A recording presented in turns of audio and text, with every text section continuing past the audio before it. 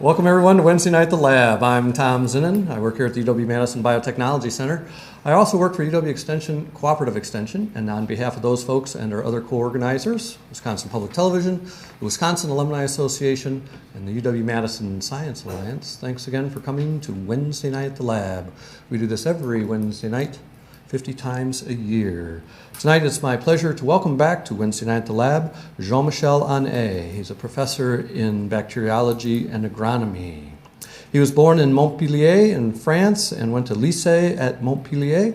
He got his undergraduate degrees in Paris and Lyon, and then he got his PhD at Toulouse in plant microbiology. I have to stop now and tell my Toulouse joke.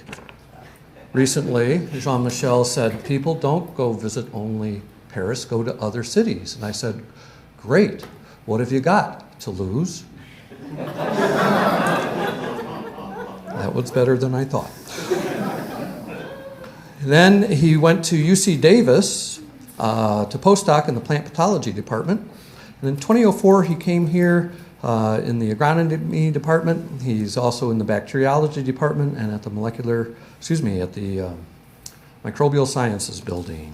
Tonight, he gets to talk to us about this great project.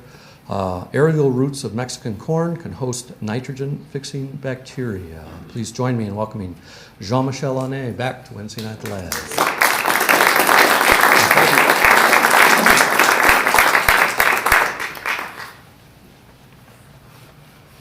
Thank you for this invitation to speak again at Wednesday Night at the Lab. It's a pleasure for me to be here and to have the chance to talk about this project we've been working on for almost 10 years.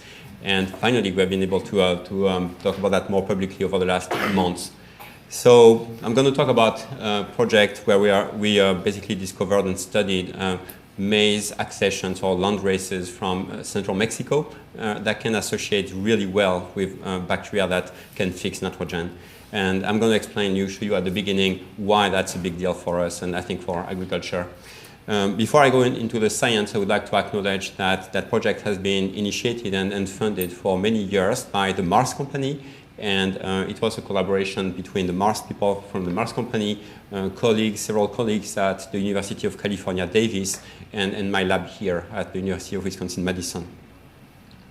So nitrogen, why nitrogen matters? Well, you probably know already that nitrogen is an essential nutrient for plants. It's the important building block for proteins, nucleic acids, DNA, RNA. And I'm sorry for the color, which is a bit weird, but the plants can acquire nitrogen from the soil, primarily in the form of nitrate and ammonium. But there is a huge pool of nitrogen in the air, and the process called nitrogen fixation is the process of converting dinitrogen from the air into ammonium, a form that the plant can assimilate. You have different types of nitrogen fixation processes. One is what we call atmospheric nitrogen fixation. Every time you have a storm and lightning, it converts actually dinitrogen into ammonium. It's actually a large amount of nitrogen fixed that way. I have numbers later. There is also the process that I'm going to discuss of what we call industrial nitrogen fixation, also called the Haber-Bosch process, after the name of the two German scientists who discovered that system at the beginning of the 20th century. And then you have the system of biological nitrogen fixation that I'm going to discuss a lot today, which is performed by bacteria. Only bacteria can do that, but fortunately for us, many of these bacteria can associate with plants and transfer that nitrogen that they get from the air to the plant. And you may have heard in particular about legumes like soybean able to do that. So I talked about different processes of nitrogen fixation, and here I have numbers. As you can see, atmospheric nitrogen fixation fixes globally around the world every year about 10 million tons of nitrogen. Biological nitrogen fixation is the one I'm going to discuss mostly today. And as you can see, it's 90 to 140 million tons of nitrogen fixed per year on terrestrial systems. You also have biological nitrogen fixation happening in the oceans, and it's actually in terms of number, it's even more important, but I'm not going to discuss that today. I'm going to talk about what is relevant for agriculture and so about terrestrial systems. Biological nitrogen fixation first occurs only in bacteria, and in bacteria that have a specific enzyme we call the nitrogenase. That enzyme is composed of two different proteins called the iron protein here and the MOFI protein. I'm not going to go into the details of how the nitrogenase works, but I just want to mention that UW-Madison for decades has been a hot center of research on the biochemistry of that enzyme. So we know a lot about the biochemistry and how that enzyme works. What I want you to remember today is basically what it's doing. It's converting dinitrogen from the air into ammonium. And so it's breaking the triple bonds that you have in dinitrogen. And to do that, it requires a lot of energy. So that enzyme requires about 16 molecules of ATP to break 1 molecule of dinitrogen. So it's a lot of energy. So I'm going to talk about problems linked to the nitrogen fixation or challenges. And one challenge is for the bacteria that want to perform nitrogen fixation, they need to have access to a lot of energy. And typically, they often get that in the form of a source of carbon. So the nitrogenase needs a lot of energy to function. The second problem that you will need to solve in any efficient nitrogen-fixing bacteria is oxygen, because oxygen inhibits that enzyme, which is a significant problem. Many bacteria need oxygen to do respiration, like you, and respiration is necessary to provide ATP, and at the same time, oxygen inhibits their nitrogenase. So it's bacteria systems where you have efficient nitrogen fixation usually operate in what we call microaerobic environment. It means just a concentration of oxygen which is lower than what you have in the air. Typically things between 1% to 5% oxygen tension versus the 20% that you have in the air. So these are two problems that I'm going to talk about again later, because again, if you want to have any efficient biological nitrogen fixation, you need to find a solution to these two problems. You probably have heard about, as I said, about nitrogen fixation in the context of soybeans, and soybean fixes a lot of nitrogen with bacteria called rhizobia. And in particular, in that system, you have the formation of these small structures that maybe you have seen on soybean roots that we call nodules. These are root nodules. These are new organs that form on the soybean roots in response to these bacteria. And these are like little houses that house the bacteria. And the bacteria are not only inside of these nodules, they are even inside of the plant cells. So the bacteria are really deep inside the plant tissue. And the fact that you have such a close association clearly facilitates the exchange of nutrients between the two. So clearly, root nodules in legumes like soybeans are extremely efficient. So I apologize for that slide, which is a bit crowded and has a lot of information, but at the same time, I think it should be interesting information. So here I show you basically the three main types of associations between plants and nitrogen-fixing bacteria. The one that most people are familiar with is that one here, root nodule forming symbiosis, like what you can see on soybeans, on alfalfa, all these legumes. There, the bacteria that can do that are called Frankia or rhizobia, and the root nodule solves the two problems that I mentioned, which is energy source. Within the nodule, the bacteria will have access to a lot of carbon from the plant, and so that clearly facilitates the nutrition of the bacteria. Inside of the nodule, you also have these a good oxygen protection, not only because the bacteria are deep inside of a plant tissue, but also maybe you have heard about that protein called leg hemoglobin. And there is that funny experiment that you can do if you go to a field and you dig up a soybean, you take a nodule, and if you pop it in your hands, you're going to have a little drop of something that looks like blood. And we call that leg hemoglobin. It's a hemoglobin of legumes. And that leg hemoglobin is actually a system that helps protecting the bacteria from oxygen, providing that microaerobic environment inside of the nodule, protecting basically the nitrogenase against oxygen.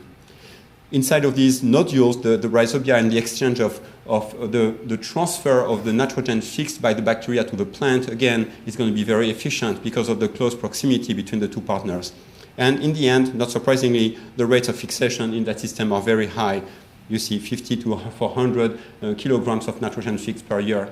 So most people are familiar with that one, but it's not the only type of association between nitrogen-fixing bacteria and plants. you have more loose association between plants and bacteria that fix nitrogen called associative fixation. And the system I'm going to show you today with the corn falls into that category. That's why I'm introducing that kind of association. In that case here, you don't have a new organ which is formed. You simply have the bacteria colonizing the root surface. In other cases, you have the bacteria colonizing part of the leaves or small crypts inside of the leaves. In all cases, what you have are the bacteria in close proximity to the plant. And again, that close proximity is going to facilitate the exchange of nutrients. It's going to facilitate also it's going to provide the oxygen protection. So these associations are usually less efficient than what you have with legumes and a new organ, the nodule, but still they're able to fix a good amount of nitrogen. And briefly, I want to mention the last one that we call free-living fixation. You have nitrogen-fixing bacteria in any soil. And in any soil, they're going to fix nitrogen for themselves, but then they're going to die. And that fixation that happens in the soil without really any specific interaction with the plant provides some nitrogen to our crops. The bacteria that are able to get their energy from the sun and do photosynthesis, where we call that the autotrophs, are able to have more energy for their nitrogenase that needs a lot of energy, and therefore will be able to fix more nitrogen. So also it's good to keep in mind that even if you don't have a close association between these bacteria and the plant in the end, the crops are in the end going to benefit a little bit from that. So that's what my introduction for the biological nitrogen fixation. And again, today, the one that I'm going to show you falls into the category of associative nitrogen fixation. There is no new organ in what I'm going to show you today. I wanted to take some time also to talk about what we call industrial nitrogen fixation, and I call that both a blessing and a curse. It's a system that has been invented at the beginning of the 20th century, and over the years, our dependence on synthetic fertilizer increased. So what you have here, what that graph represents is the world population, and in red, it represents the fraction of the world population which is fed using synthetic fertilizers. So synthetic fertilizers, that Haber-Bosch process was invented at the beginning of the 20th century, but its use in agriculture really increased during the 60s and 70s during what we call the Green Revolution, where we started to use a lot of these chemical fertilizers. And currently today, you see that basically we are feeding half of the world using synthetic fertilizers. So we may criticize these fertilizers, but they are really feeding half of the world. So we need them. And so any approaches that we have now to use more biological nitrogen fixation, the goal really is not to eliminate completely the synthetic fertilizers. The goal is to reduce their use because there are some problems associated with the use of synthetic fertilizers. One of them is where they are coming from. So in order to make natural gas, to make synthetic fertilizers, to fix nitrogen chemically, we use natural gas. And natural gas is a fossil fuel. So currently what we're doing is that we need about 1 ton of natural gas to produce 1 ton of fertilizer. And so we use a lot of natural gas to make fertilizers. In fact, globally, around the world, we use about 2% of our energy globally to produce nitrogen fertilizers in the world. It's a lot of natural gas that we're using. So we are using natural gas to, through the Haber-Bosch process, produce fertilizers, and we are using that fertilizer to grow our crops for food, feed, and ironically, even biofuel production. So first, I think it's a bit scary for the sustainability of our economy and our world that we are feeding half of the world on fossil fuel. It's not a renewable energy. We know that sooner or later we won't have enough of it. Currently, we have plenty of it, but that won't last for long. So we are feeding half of the world, when you think about it, on fossil fuel, which can be scary for the sustainability of the system. Even more scary, or I would say ironic, is that we are using fertilizers to grow crops to make biofuel. So when you think about it, we use fossil fuel to grow crops to make biofuel. So obviously the system is not efficient. And so both for the sustainability of our agriculture and also in particular if we want to make biofuel production efficient, we need to rely far less on fossil fuels. An economic consequence of the fact that we are making fertilizers out of natural gas is that every time you have a spike in the cost of natural gas, so the price of natural gas over the years is here in blue, and every time we have a spike like here around 2001 in the price of natural gas, it goes with an increase of the cost of fertilizers. Basically you can see that the cost of natural gas mirrors very closely, the cost of fertilizers mirrors very closely the cost of natural gas, which makes sense. These days, as you probably know, we have plenty of natural gas, in particular over the last decade, through the process of fracking. And because of fracking, natural gas is really cheap, and fertilizers are really cheap. So these days, the price aspect is not a problem for developed countries like here. The price of fertilizers is still a problem for developing countries, and for poor farmers in developing countries, having access to fertilizers is limiting. And so when you think about also developing new strategies using biological nutrient fixation instead of chemical fixation, of course we need to think about farmers here, but we can also think about poor farmers in developing countries that simply cannot afford fertilizers. So relying more on biological fixation would be clearly useful for developing countries in particular. When you think about problems here in developed countries, the problems are not so much again at the level of economy, it's more at the level of ecology. And here what that pie chart is showing is basically the different sources of greenhouse gases. And agriculture and the consequences of agriculture are responsible for about 12.5% of the production of greenhouse gases. And a very large fraction of these greenhouse gases produced by agriculture is due to nitrous oxide. And nitrous oxide is a direct product of degradation of nitrogen fertilizers. So a large fraction of the greenhouse gases that we produce with our agriculture is due to our intensive use of chemical fertilizers. You may have heard about another consequence, which is nitrogen runoff. When we put an excess of nitrogen in the field, that nitrogen leaches into groundwater, into streams and river, and in the end for us here in the Midwest ends up in the Mississippi River and in the Gulf of Mexico. And all that nitrogen in the Gulf of Mexico leads to algal bloom. These algae grow, they consume oxygen when they decompose, and that creates a zone called anoxic zone where you don't have any oxygen. That basically is called a dead zone. And there is really good evidence that the dead zone in the Gulf of Mexico is a direct consequence of our intensive use of fertilizers here in the Midwest. So clearly, for us, the main consequence we have of our reliance on synthetic fertilizers is an ecological one.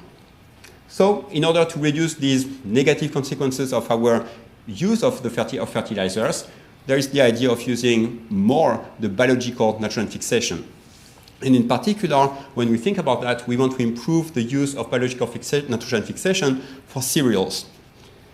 So why cereals? Well, I told you first, soybeans are really good at doing nitrogen fixation already. And I want you to here focus on that last line that basically shows the nitrogen share of the operating costs to produce corn, cotton, soybeans, and wheat.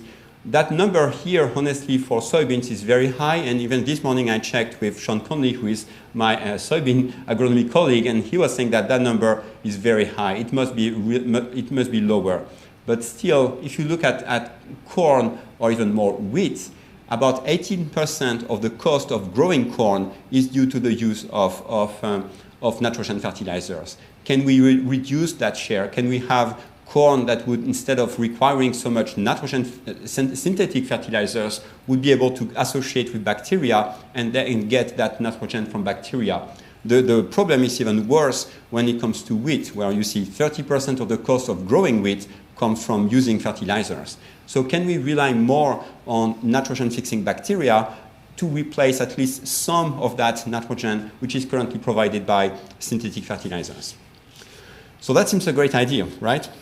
It's not a novel idea at all. And here what I'm showing you, it's actually a book from 1917 from the University of Illinois, where basically they are discussing exactly that idea. I even have an article from 1900 where they are talking about the idea of having nitrogen-fixing cereals. So that idea of using more biological nitrogen fixation for cereals has been there for a long time and has been a dream in my field of research for decades and hundreds of years, more than 100 years. So what are the approaches? I summarize here in that slide the main approaches that my community as a whole is following. It's not only what I'm doing, I'm talking about what we as scientists in working on nitrogen fixation are thinking about. The first one is the best one ideally, is to have plants that would fix their own nitrogen without requiring any bacteria. The idea of having that nitrogenase enzyme, instead of having it in bacteria, why don't we make a transgenic plant that has its own nitrogenase? That sounds a great idea. It's on the technical basis, even if we know a lot about the nitrogenase, it's very difficult. And so, but I have colleagues like Luis Rubio in Spain, or here Chris Voigt at the MIT in the US, who are really trying to reach that goal. From a technical standpoint, genetic standpoint, it's extremely difficult, but if that works, that would be the perfect solution.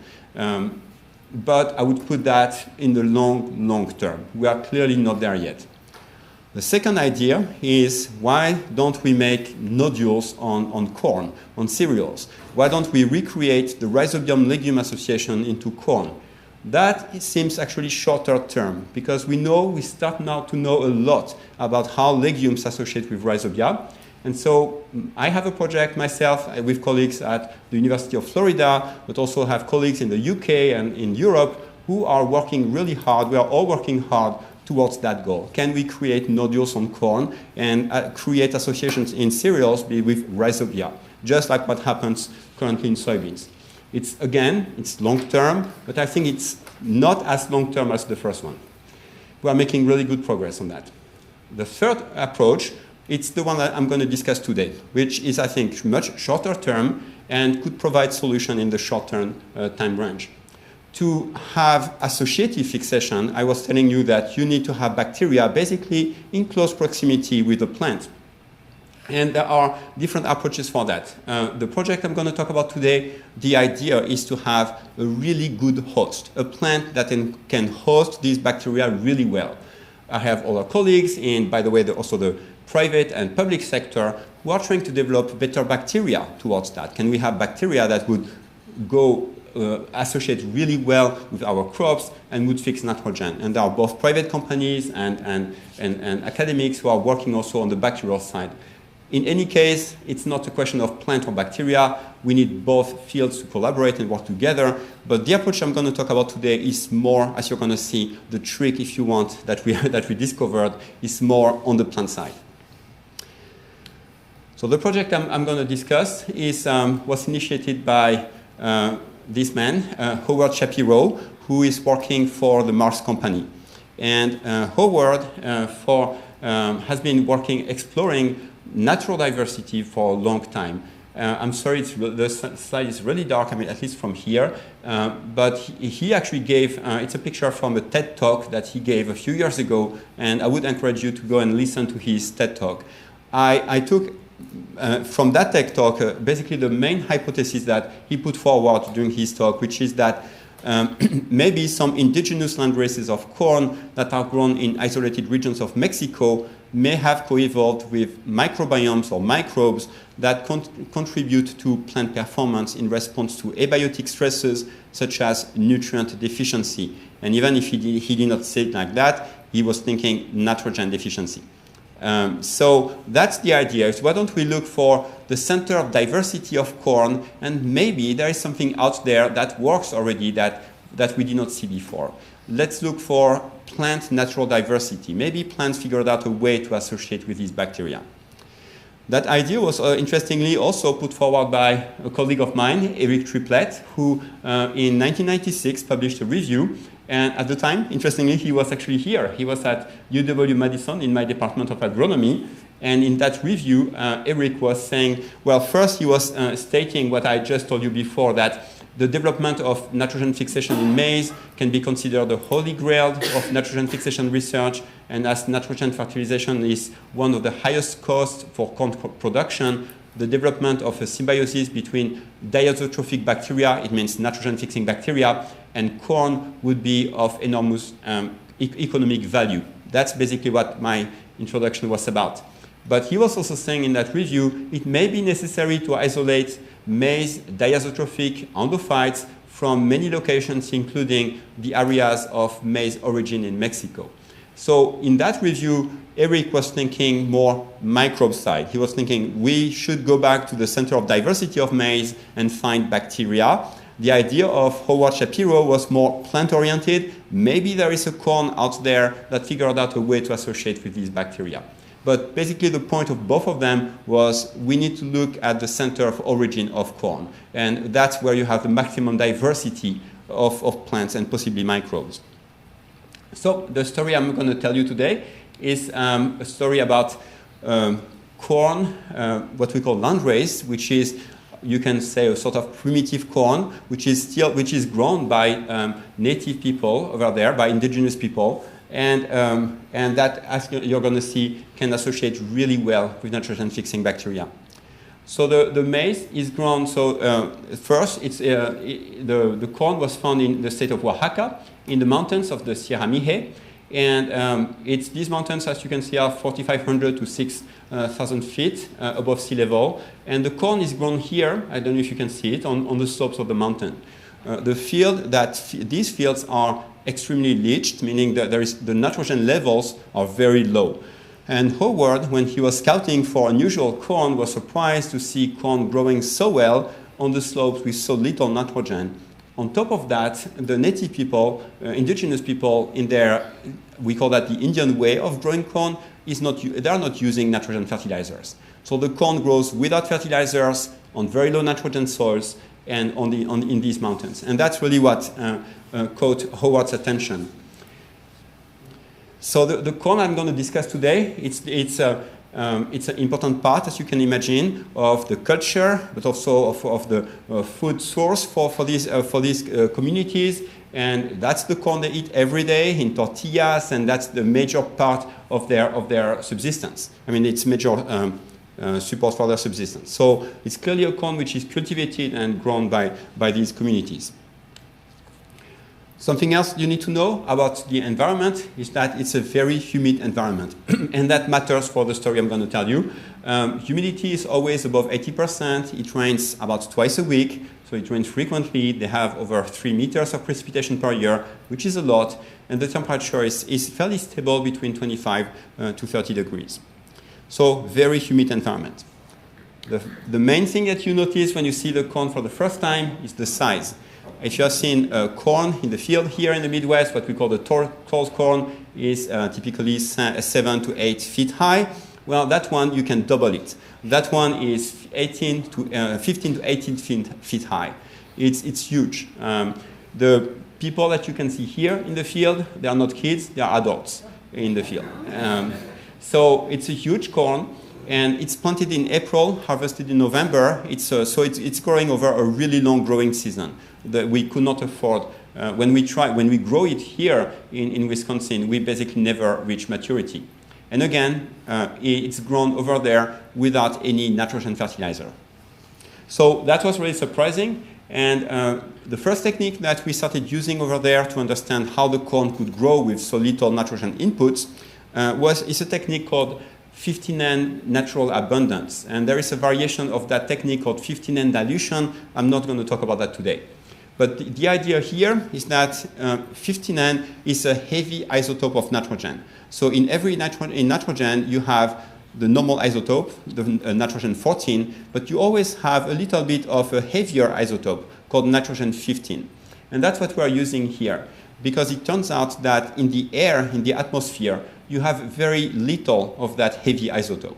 You see, it's basically 0.33 ppts.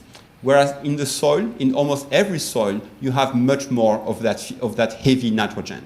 And so if you have a plant, like let's say here in the example, it's a legume, that can fix nitrogen, it means that plant is getting more nitrogen from the air than the soil. but the air has very little 15N, the soil has a lot of it. And so a plant that can fix nitrogen will have less 15N than the plant that gets all this nitrogen from the soil, if that makes sense. In the soil, so a plant like here, that cannot fix nitrogen is going to get all its nitrogen from the soil. And so the 15N content of that plant will be identical to the soil. A plant like here, a legume that gets part of its nitrogen from the air will have less 15N because you have almost no 15N in the air. So that's the technique that we are using in the field because it's very high throughput. We can go to the field, do leaf punches, and see how much 15N is in each plant. So that's a technique that we could do right away in Oaxaca, in the Sierra Mije corn, and try to estimate if there is fixation. And that's where the first striking results came. We did 3 years of experiment in the field, and what we saw initially was shocking to us. We saw that what we evaluate here, that axis here, represents what we call NDFA for percent of nitrogen derived from the air. It's telling us, it's basically by looking at that abundance of 15N, we can estimate how much nitrogen comes from the air. If you do that kind of experiment on soybean, you're going to see that soybean gets about 60–70% of its nitrogen from the air through that nodule symbiosis with rhizobia. If you do that on a regular corn, here in the Midwest, you're getting about 0.1% of nitrogen from the air, just because of what I was calling the free living fixation in any soil.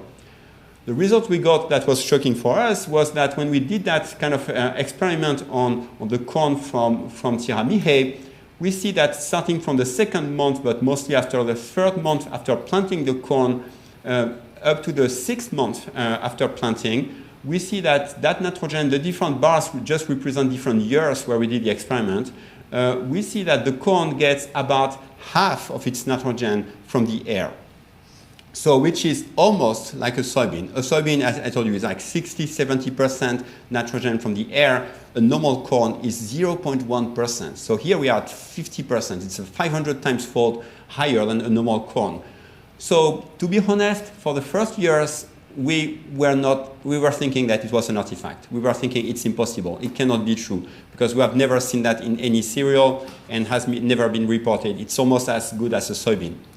So, well, we decided to still figure out why we were getting these values. Before I continue talking about nitrogen fixation, I need to let you know a little bit more about the corn. Because not only it's a tall corn, it's like 15 feet high, when you look at the stalk, that corn is covered with roots. And you may be familiar with what we call the brace roots on corn. Typically, corn we grow here has 2 or 3 nodes with these roots that look like fingers and they go back to the ground, or sometimes they're called anchor roots. The corn from Sierra Mije has roots like that, but all along the stem. It's covered with roots on the stem. We quantified that, and we compared basically the Sierra Mije corn to another giant corn called Hickory King. And Hickory King is like the corn we grow here. It has 2 or 3 nodes with these roots at the base.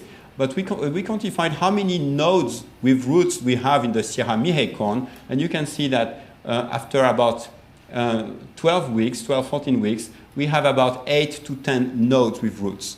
And it means that the corn is literally covered with roots up to here. You see these roots, some of these roots here. I have 1, 2, 3, I can see the other one here. We counted how many roots totally we can find on the corn at tasseling time, which is around that point. And on the Sierra Mije corn, we find more than 125 roots in average versus about 20–30 on a normal corn. So that's a bit surprising. Our corn is covered with roots.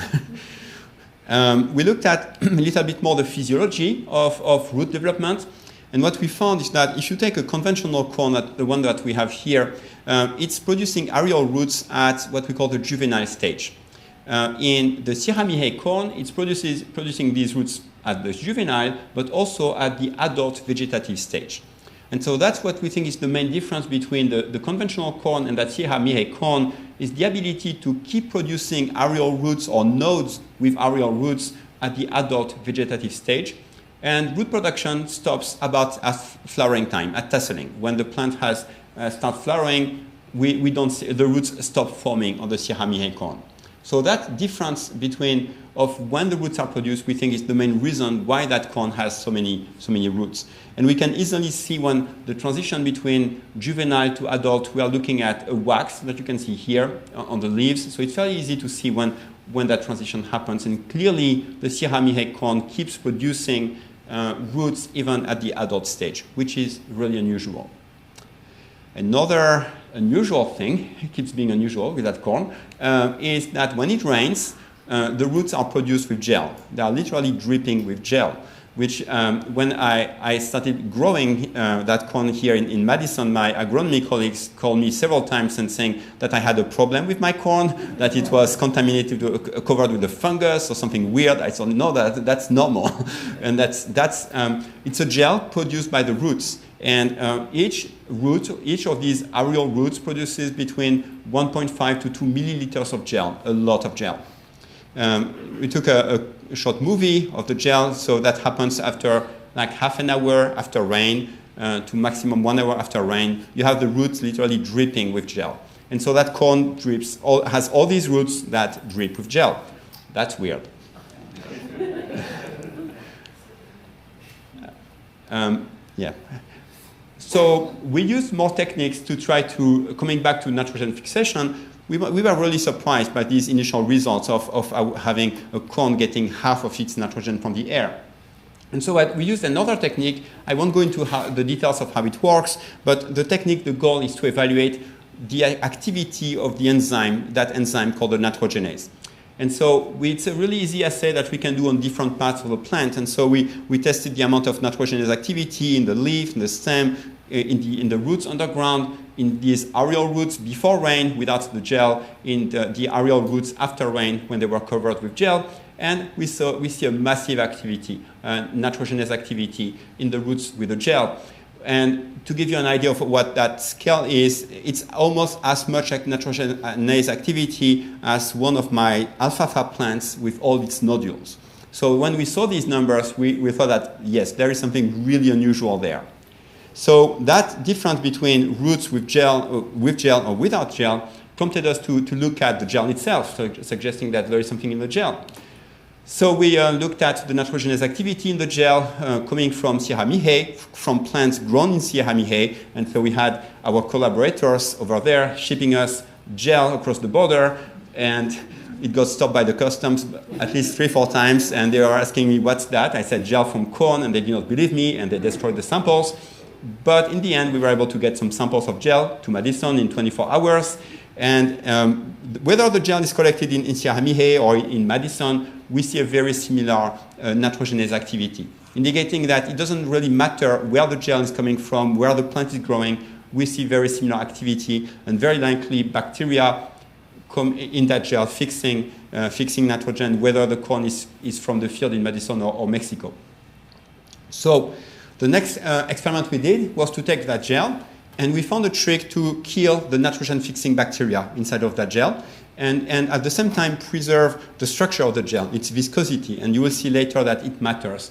So what we did is we just froze and thawed several times the gel, and that actually kills the bacteria. And so when you kill that nitrogenase activity, these nitrogen-fixing bacteria, it's the level you have here, we were then able to re-inoculate the gel here with a bacterium called Herbacterium, or here with a bacterium called Azospirillum brasilense. In other words, we can kill the nitrogen-fixing bacteria in the gel and then re-inoculate, and then we get nitrogenase activity again. What that means is that the gel is a good environment for nitrogen-fixing bacteria. We can kill the existing ones and then add a new nitrogen fixers, and they can fix again. The gel is just a good place for a fairly broad range, at least I show you here too, but we tested more nitrogen-fixing bacteria. So that suggests that the gel is a good environment for nitrogen fixation. So why is that a good environment? I told you in the introduction that one of the problems that we need to solve to have efficient nitrogen fixation is oxygen, we need to reduce the level of oxygen. And here we have a gel which is very viscous, And when we started putting an oxygen sensor or probe inside of the gel, just a few millimeters inside of the gel, we are inside of the gel at 4-5% oxygen level. If you compare that to a solution of water where you are at 20% oxygen, clearly here the gel provides that microaerobic environment I was talking about, basically protecting the nitrogenase enzyme against oxygen. So the gel provides the oxygen protection that I was mentioning is so important, sort of the equivalent, if you want, of the leg hemoglobin I was mentioning in soybean nodules. The other thing that the gel is providing, which is more obvious, is sugar. The gel is made of polysaccharides, and we were able to determine the structure of the polysaccharide. And these polysaccharides are degraded into simple sugars, and in particular galactose, which is here, and fructose. And this sugar, I won't show you the data today, but these sugars basically feed the bacteria and help feeding these bacteria so that they can have the energy to feed the nitrogenase with all the ATP that the nitrogenase requires. So what the gel is providing is oxygen protection and a lot of sugars to feed the bacteria and provide energy. And the fact also that this gel is sitting on a root, even if it's not a root underground, it's a root in the air, these roots pump the nitrogen all the time. And so the gel itself has a low nitrogen content. The root is basically pumping that nitrogen from the gel fixed by the bacteria. The last experiment I want to mention here is kind of sort of the ultimate evidence for us working on nitrogen fixation that we have an efficient system, is that it's almost the reverse of the one I was mentioning for the field. Here what we do is that we label with a heavy isotope dinitrogen from the air. So here what we have is nitrogen from the air, which is labeled with 15N. It's a heavy version of dinitrogen. And then we can then follow that dinitrogen from the air into the bacteria, into the plant. Can we see that? And that's what we did. So to do that, you need to enclose, ideally, your system into a chamber where you can pump 15N dinitrogen. For your information, 20 liters of 15N dinitrogen costs about $5,000. So these experiments are very expensive. And so we try to do that with the corn, but you can imagine it's a giant corn, 15 feet high. It means a massive chamber, and the experiment failed. We did it a few times. We were not able to keep the corn, a 15 feet high corn, happy in such a closed environment. So we turned to a much simpler system, which is based on the fact that we know that fixation happens on the roots, on these aerial roots. And so we can simply we were able to cut these roots, put them in tubes like that. And then in these tubes, we can inject 15N gas, that 15N dinitrogen. And then we can track where the nitrogen is going to. So this graph here in red, that represents so here it's 14N abundance. The samples have been incubated in 14N, and here the samples have been incubated in 15N dinitrogen. So here 14N dinitrogen, kind of the normal air, or here it's heavily labeled dinitrogen. In red, here, these two samples, that increase that you have between that point here and that point here, that indicates 15N enrichment inside of the gel, inside of the mucilage. And that makes sense. We knew already that bacteria in the mucilage can fix nitrogen. That basically confirms what we saw before, that fixation happens inside of the gel. We then washed these aerial roots from the gel and then looked at enriched 15N enrichment between here and here inside of the root.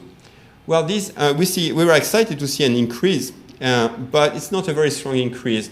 And on top of that, you can be concerned that even if we are doing our best to wash away all the bacteria from the root, maybe there are still some bacteria attached, and that increase could be an artifact. The real evidence that nitrogen is not only fixed inside of the gel, but even transferred to the plant, is that here these two blue bars between 14N and 15N, and it corresponds to that axis here. And what we did here is that we noticed that our roots, even if they are roots in the air, they are green. They are green, and they produce chlorophyll. And so we thought, oh, why don't we extract chlorophyll? Only the plant makes chlorophyll. Even if there are some bacteria left, the bacteria don't produce chlorophyll. If you want, it's a plant-specific marker. And then what we did is that we extracted chlorophyll, and we looked at 15N enrichment inside of what is called pheophytin. It's just acidified chlorophyll. It's just derived from chlorophyll. And what we saw is that we saw a strong enrichment of 15N inside of the chlorophyll. What that means is that nitrogen fixed in the gel by the bacteria is transferred by the plant, and then the plant can assimilate that nitrogen into its chlorophyll. So the trick here of using chlorophyll is really to prove that the fixed nitrogen is taken up by the plant. So after that, yes, we were convinced that a lot of fixation is happening in that corn. It happens it's done by bacteria instead of the gel produced by aerial roots, and then because it's sitting on a root, nitrogen is transferred from the gel into the plant. Of course, nitrogen fixation is done by bacteria, and very briefly what we did a large survey of what kind of bacteria are there. We used many different techniques called some metagenomics, which are really global techniques, and also isolating bacteria to see what kind of bacteria are there. We looked at, of course, the aerial roots, of course, in the mucilage, and many different parts of the plant. The list is actually much longer. I just want to show that graph. I know it's maybe a bit obscure, but the color here shows the abundance of nitrogen-fixing bacteria that we found in different samples. And here, these are the samples that you are here, that these columns here represent the samples of the mucilage. We can see that in the mucilage, we see a lot of nitrogen-fixing bacteria, and in particular, we think that the most abundant one and probably important ones are these bacteria called Herbasperillum. It's not a big surprise. Herbasperillum is well known to be associated with corn. We find it everywhere in the Midwest, in Mexico. It's a very classical nitrogen-fixing bacterium associated with corn. I won't go into a lot of detail, but my colleague Alan Bennett in particular and Bart Weimer at UC Davis are doing a lot of isolation of the microbes, isolating many microbes from the gel in particular, and testing their ability to fix nitrogen, of course, but also to degrade the polysaccharide of the gel into simple sugars. So a lot of characterization in detail of these bacteria. The time I have left, I want to talk about two things. I want to talk about ongoing research, what's the follow-up on that work, and also more legal and societal aspects. Ongoing research. I told you briefly that we are looking at the microbes. What kind of microbes are in that gel? What are the microbes that fix nitrogen? Can we find microbes that fix better than others by isolating gel from Mexico, but actually also from here? We do experiments at UW-Madison in particular. And by the way, a lot of experiments also during winter are done at the Biotron on campus. And we are looking at the molecular and cellular mechanisms of root production and gel production, basically looking at mechanisms, looking at what are the genes that are involved.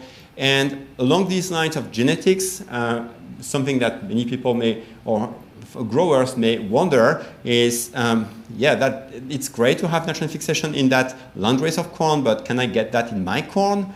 And the answer is very likely yes. Because we have started doing crosses between classical corn, commercial varieties of corn grown here in the Midwest, and what we call these Sierra Mije landraces. And so here the technique that we use to evaluate nitrogen fixation is the one that I showed you at the beginning, called 15N natural abundance or 15N dilution, very similar techniques. And what you're looking at here is that 15N abundance. And as I told you at the very beginning, in plants that can fix nitrogen in that technique, they have less 15N because they get more nitrogen from the air. And so the Sierra Mije accessions or landraces are here. These are different accessions, commercial varieties grown here.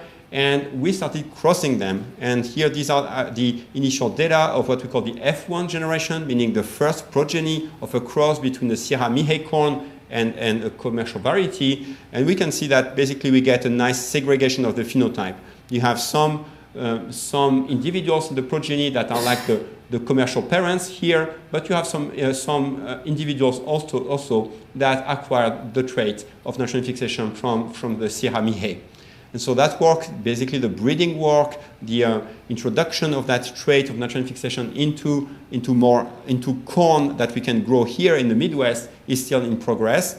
As I told you, just because of the size of the growing season, we cannot take that corn directly from Mexico here. We need to do some breeding work. And once the breeding will be done, then we have lots of really interesting agronomic questions about how much nitrogen can we really save. At this point, I do not answer when people ask me how much nitrogen are we going to save with that technology. I say I don't know, because I'm comparing a giant corn to a normal corn, and these are really different beasts and are so different that trying to evaluate at this point how much nitrogen we're going to save is really too difficult.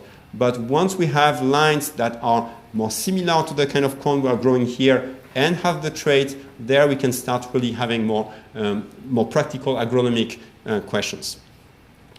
I want also to other things that we are doing. We are looking at the evolution of the trait. I won't have time to talk about that, but we have evidence that the trait is already present in a progenitor of corn called Teosinte mexicana. Most of the corn that we grow here in the US has material from Teosinte parviglumis, a different species.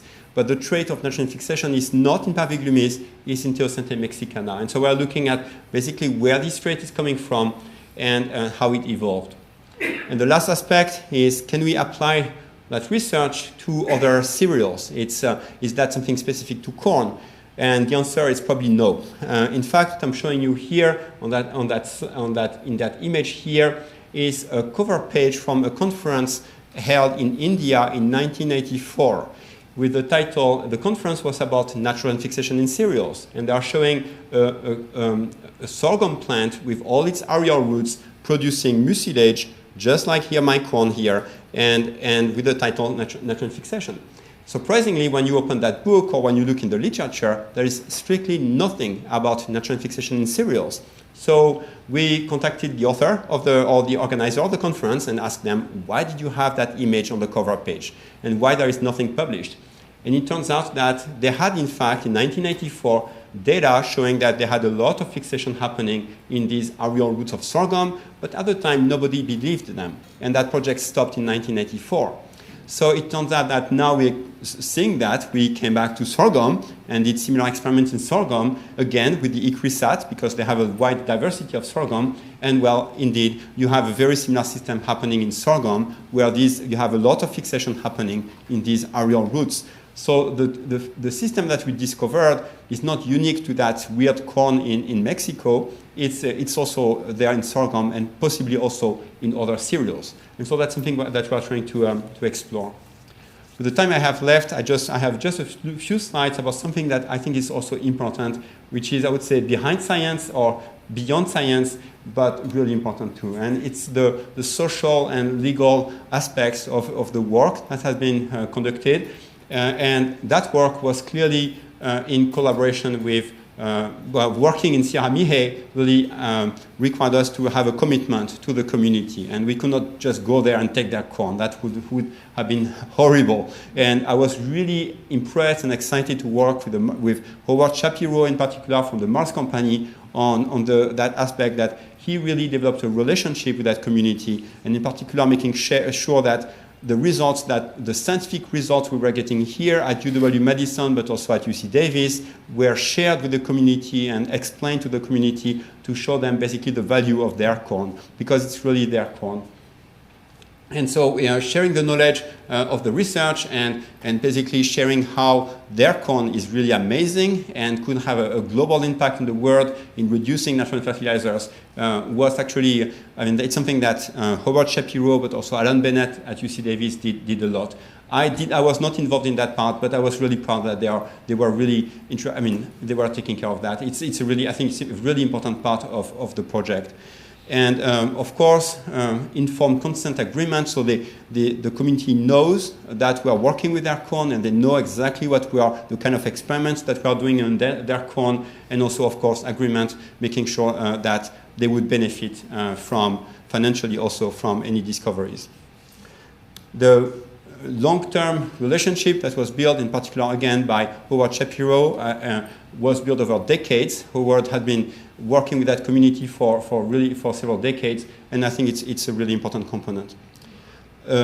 Connected to that and making sure that the indigenous communities, I just want to mention that I was getting here in Madison samples so the bags I was getting were labeled with the names of these people and with their names. So when I was getting the the corn here, it was not a random accession number with letters and number. It was really the name of the person, of the farmer. And so even if I did not go there personally, it was really an amazing experience. Very different from all the other projects I'm working on.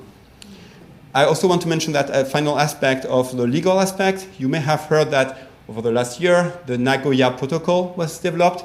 And it's a protocol. It's that basically the goal is to make sure that we are going to share the benefits of using genetic resources from other countries in particular in a fair, equitable way. Again, with the idea of returning the benefits of our research using the genetic resources that people identified in Mexico and bred in Mexico in a fair way.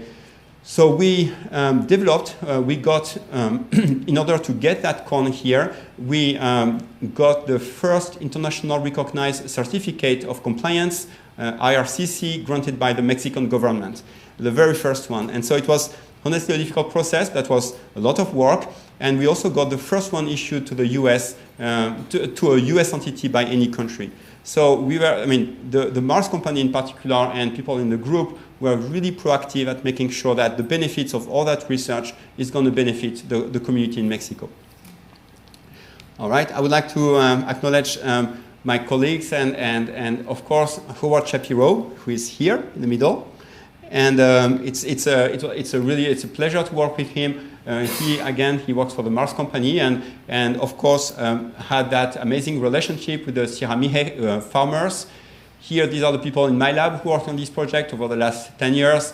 And this project, as I said, is a collaboration with several colleagues at UC Davis, Alan Bennett in particular, also Jonathan Eisen for all the metagenomics and study of the communities, Alan Van Dijs and Bart Weimer. With that, I would be glad to take your questions.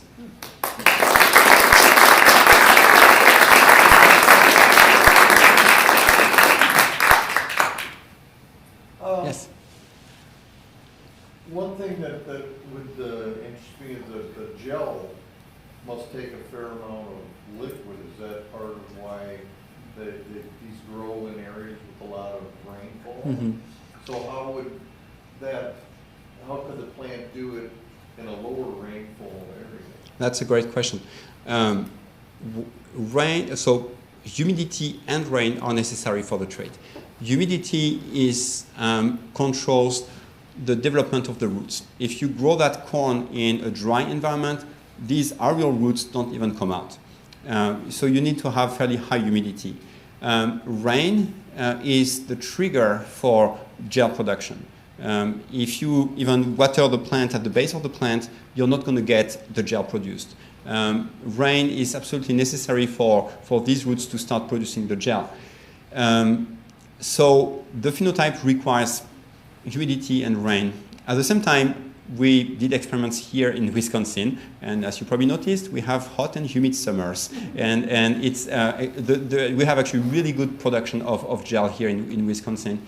My colleagues at UC Davis struggled much more, or had almost no mucilage at the beginning before setting up a fairly complicated misting system.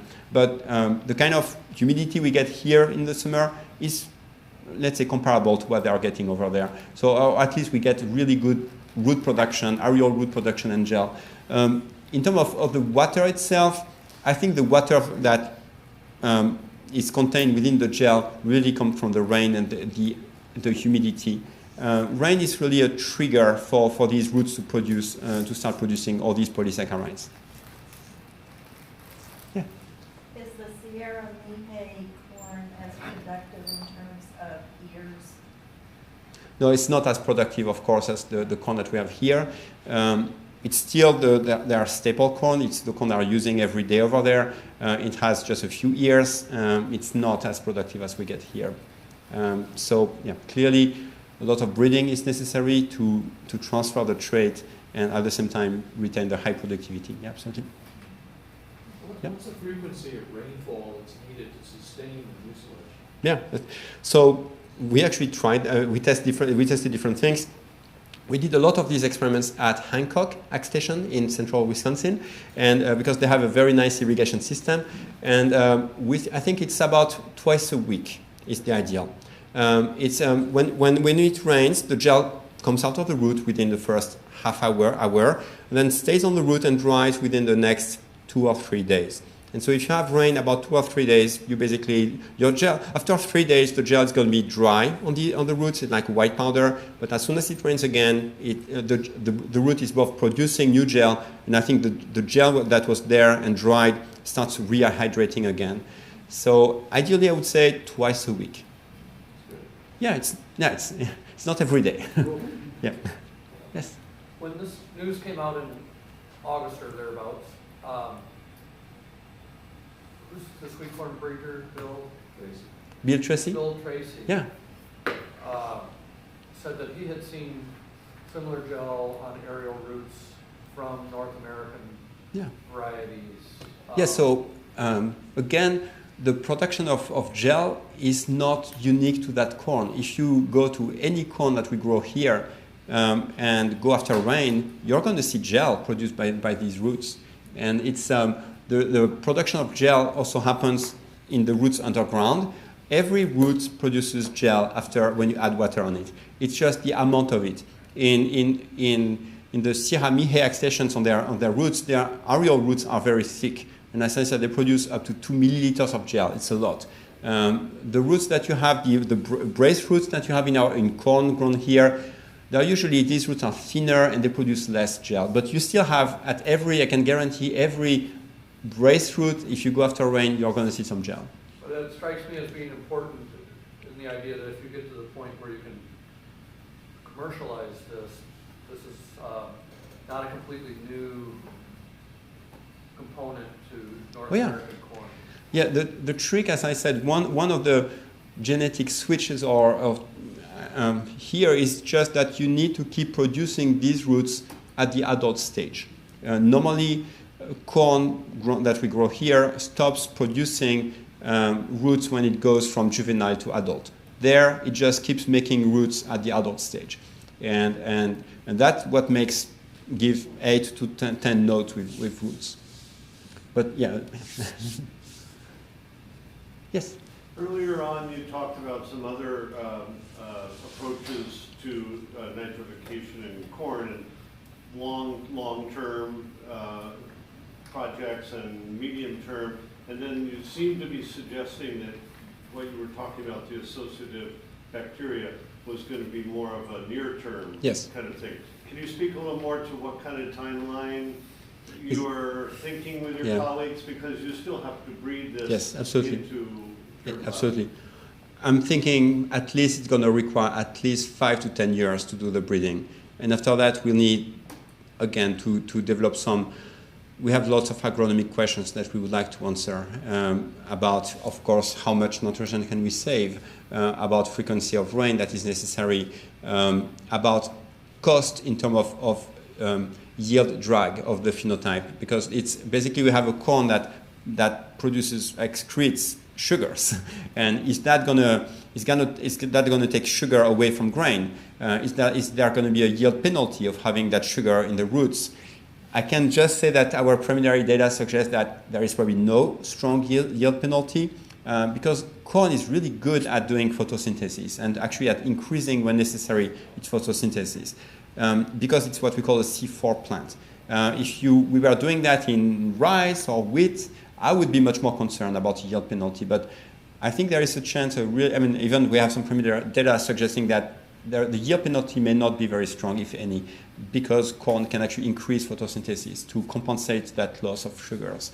All that is very hypothetical, honestly, until we have these lines where we have introgressed the trait and have comparable things, because right now we are dealing with the monster and the regular corn.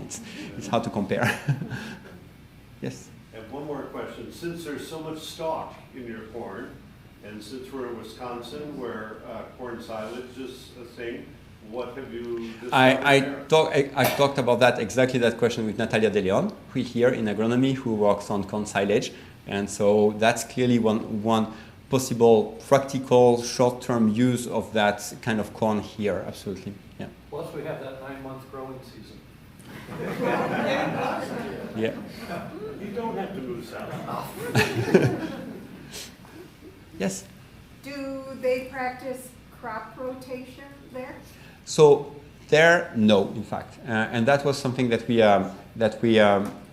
when we did talk with the farmer on how they were growing their corn, they are not even doing intercropping, which is very classical also of sometimes having beans growing on the corn stalk. They are not doing that. So over there, at least in that village, really, we work with one village. We work with they grow corn, continuous corn, which is even more amazing. How can you grow continuous corn like that for, yeah. And in fact, it's actually in the publication what we published in August. The yield of their corn in continuous corn is even higher than when for some experiments we started growing that corn in fields that over there that had never seen that corn before, and the yield was actually lower and the nitrogen fixation was lower. And the reason we think is that if you keep growing that corn year after year, you probably enrich for the bacteria that help for nitrogen fixation in that field. So, yeah, so it's a really unusual system. Yeah. Yes. Will you be working on a way to essentially inoculate the new corn cultivar with the appropriate bacterium?